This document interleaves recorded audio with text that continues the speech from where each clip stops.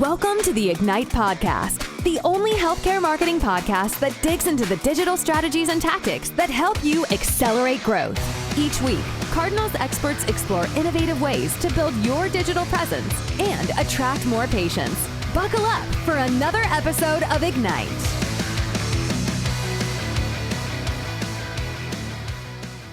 Welcome everybody to Ignite. This is going to be a fun one. I can't tell you how many crappy RFP requests we get. What do they call it? RFPs, RFIs. We get them every day. They're so poorly, they're not even filled out. The questions, the narrative is so poorly done. So I'm very excited. We got Lauren on the line. She's our SVP of Healthcare Marketing. She's the one that answers RFPs when we feel like answering them. It's like 1 out of 10 because they're usually so vague that we're just not interested. But this is going to help your organization create an RFP that's going to get agencies excited to work with you. Because at the end of the day, that's what you want. You want to get the good agencies excited to propose their solutions to you. Currently, the RFPs we are seeing do not do that. We feel like we're a good agency and we are not interested in 90% of the ones we get. Let's work on that today. Lauren, welcome to Ignite. Thanks, Alex. Yeah. You couldn't have said it better. The goal is to find a partner, not to grill everyone to the point where they just don't even want to participate in the RFP, right? So let's find a happy medium where we feel like our time is well invested and we feel like you're invested in making the right decision. This was not in one of the questions I was supposed to ask. Do you think it's very annoying when really there's just an incumbent there and you're asking people to fill something out because it's part of your business? Don't do that. Everybody stop doing that. But anyways, we'll move on to another point. What do you think? What's the best advice you can give to marketers who are starting to look for an agency partner? Where do they start in this process, the RFP thing? Yeah, I mean, I think there's a few levels here, right? So the first is, and I say this in the best way possible, make sure your budget is large enough to warrant an RFP, because an RFP is not just an investment for the agency who has to put it together. You have to develop the document, take initial interviews, answer questions, review the documents, do the presentations. And if all of that is going to be done for a budget that is only going to afford you the ability to actually really run 1 or 2 channels, just go out and look for a partner who specializes in those 1 or 2 channels. So my first recommendation is do some research on when is it appropriate to do an RFP. Yeah. My second comment on that is just when looking at what to include in the RFP, I think if you are looking for an agency to be all things to you, then list that very clearly and seek out agencies that represent themselves as such on their website. I can't tell you how many RFPs we get that are for, a full service agency that need, TV and branding and digital, and we're clearly Cardinal Digital Marketing, right? So determine what type of partnership you're looking for and then put that in front of the right agencies, because you're just going to get back these piecemeal requests that you're never going to use. Okay, I love that. Yes, and the bigger you are, the more it makes sense to splinter things out and go get your traditional media experts and go get a digital performance expert. Nobody is good at everything, and don't let anybody tell you they are. They're not. There's no way they are, because you can only be good at so many things. Okay, Lauren, not a question on here, but something I want to ask.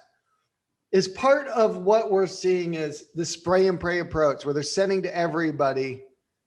Does that kind of feel disingenuous when you get that and you're like, I don't fit this? Or, how can you tell if the client is serious? How can they express that they are serious and they really do want a response? Yeah. I mean, are you going for volume or are you going for quality? I would think personally, if I were in that boat, and the same thing we do when we're trying to generate inbound leads, I want a couple of really great opportunities. I don't need 100 opportunities that are going to take all my time and for nothing, for no yield, right? So I can tell that someone's genuine when the service requirements of the RFI or the RFP match what we're capable of, because they've taken 5 minutes to look at our website. We have a services section and it clearly outlines what we do and who we work with. So I think that's just a 5-minute thing that the person putting out the RFP or doing the research can do.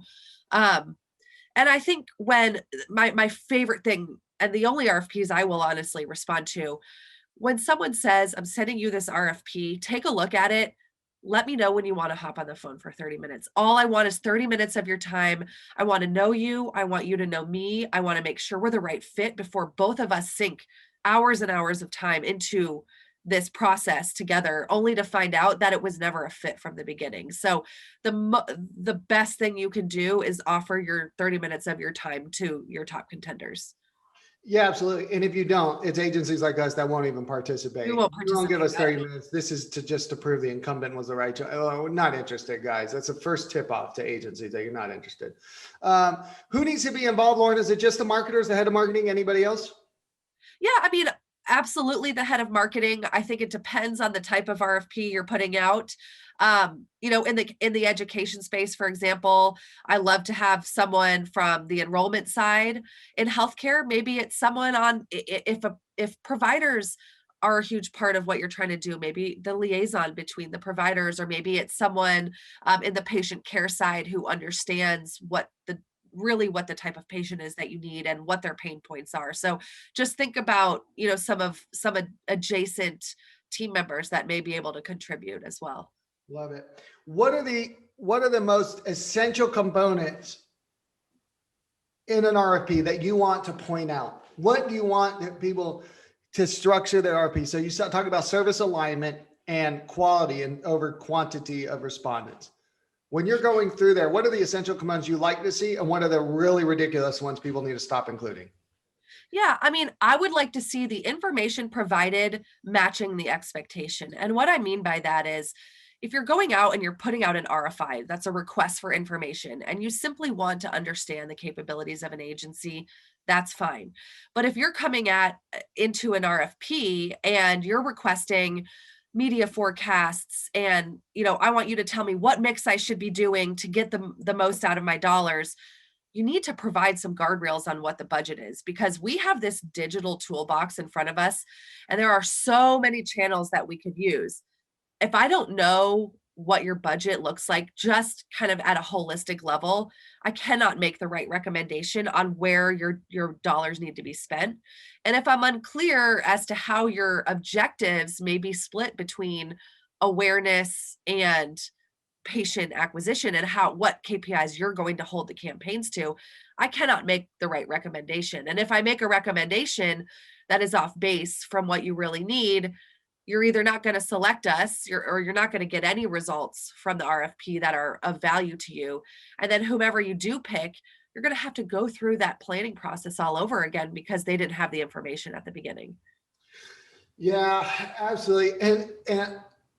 And one of the things I just don't understand is why people are going through the RFP thing to start. Like, go do your own research, find the agencies that match. You can see how many people they have on LinkedIn. You can see their capabilities on their website, and then take meetings with them. Grant access to your campaigns on read only, get some NDAs signed and go about it that way. I really would like some people to shift away from this RFP that is so disingenuous. You're not going to get the best partners that way. Is my feeling. I think what you put into it is what you're going to get out of it. And every initial call I take with people, I'm saying, this call is for you to speak with us and understand if we're a good fit, but I'm doing the same with you, right? I want to understand that you are going to be a good client to us and that we can genuinely help you, because that's what we care the most about, not just selling our capabilities and then hope that they work. I think the best clients, the best partnerships are the ones that recognize that it may take a little time to get to the right partner. You're willing to have a call or two with me. You're not doing a volume approach. You've really narrowed it down. You will get the best results from my team. You will get the best proposal, the most in-depth research, because we feel invested, because we know that you're invested. Yep. Quality over quantity, guys. And I think some of this RFP pressure comes top down from the CEO or the board, or it's a nonprofit. And they say you have to create an RFP. So they see you did do your due diligence and you didn't just hire your buddies. Okay, do the RFP, but then do your own research. Reach out to a couple agencies, say, I want to include this. Let's get on the phone. That's when we get excited. or you're going to get people that are just excited to be included in anything. And you don't want those agencies. You do not want those agencies. Lauren, any other gotchas, warning signs you want healthcare orgs to be aware of that you see, you could say, oh my God, not a fit. I can just see some weird stuff happening here. Any other gotchas? Yeah. I mean, I mentioned in an earlier podcast that we did about our healthcare marketing survey that I recognize in-house teams have shrunk. One kind of red flag for me is when any indication in the RFP that someone wants us to basically stand in as their marketing strategy and department as a whole, right? I don't sit within your organization. And if you think that you will bring in an agency and then have to have minimal to no involvement to be successful is a huge red flag. Someone, a single point of contact, maybe a handful of points of contact at your organization need to be available to be a partner, not to just have a vendor that, I talk to once a month and they'll just figure it out for me. So that's a huge red flag. I think if you're going down that route, spend your efforts hiring one really great in-house person first before you go that route. Don't put out an RFP for a marketing department. A couple other things that I think I really like when partners are, they have their wish list, but there's also a bit of flexibility, right? So usually what happens is I'm getting an RFP and it may have 8 things that they wish the agency could do for them. And we are a great fit for 6 of them. And if I say to the individual, because they're willing to take a call with me, I can take these 6 things off your plate and do them really well. If you can find capacity in-house to do these other 2, because we're not great at them, that'll be the best, relationship that we can form together. And when the people that I'm speaking to, the marketers, recognize that is a value-based relationship. Be a little bit flexible. Recognize that if you force an agency to do something that is not within their capabilities, you're not going to get a result that you're happy with. Be flexible. Agencies are only good at certain things. They'll tell you what they're good at, and maybe you go find specialists that are good at the other things. So, Lauren, hugely insightful. This is going to be part of a bigger document and series. So look for our RFP guidance document. Lauren will be sending this to people when we get our RFPs, if they're not up to snuff, so they can get educated on how to make it better. I'm excited for that. And I hope that you all find value. Lauren, thank you for joining us on Ignite. Thanks, Alex. Thanks for listening to this episode of Ignite. Interested in keeping up with the latest trends in healthcare marketing? Subscribe to our podcast and leave a rating and review. For more healthcare marketing tips, visit our blog at cardinaldigitalmarketing.com.